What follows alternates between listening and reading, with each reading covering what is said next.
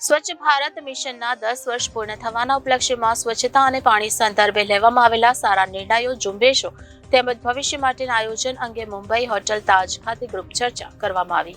સ્વચ્છ ભારત મિશનના 10 વર્ષ પૂર્ણ થવાના ઉપલક્ષ્યમાં સ્વચ્છતા અને પાણી સંદર્ભે લેવામાં આવેલા સારા નિર્ણયો, ઝુંબેશો તેમજ ભવિષ્ય માટેના આયોજન અંગે વિખ્યાત એક્ટર અક્ષય કુમાર, ઇન્દોર શહેરના મેયર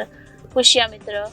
ભડગાવા, એક્ટર ચિત્રાંગદા સિંઘ, સાધ્વી ભગવતીજી, પરમાર્થ નિકેતન આશ્રમ ઋષિકેશ, એક્સટર્નલ ઓફિસના ડાયરેક્ટર રવિ ભટનાગરજી સાથે મુંબઈ હોટલ તાજ ખાતે ગ્રુપ ચર્ચા કરવામાં આવી, જેમાં તમામ પેનલિસ્ટોએ પોતાના શહેરમાં થયેલ કામગીરી જે બીજા શહેરો માટે પણ પ્રેરણારૂપ હોય પોતાના વિચાર અને અનુભવ વ્યક્ત કર્યા હતા. આ ચર્ચામાં ભાગ લઈ સુરતની સ્વચ્છતા ક્ષેત્રે પ્રથમ ક્રમાંક સુધી પહોંચવા માટે સુરતવાસીઓએ કરેલા સંઘર્ષ અને સુરત મહાનગરપાલિકાને આપેલા સહકારની વિગતવાર માહિતી આપવાની તક મળી હતી, જેમાં અક્ષય કુમારજીએ સુરત શહેર વરઘોડામાં સફાઈ માટે લેવાયેલ નિર્ણય,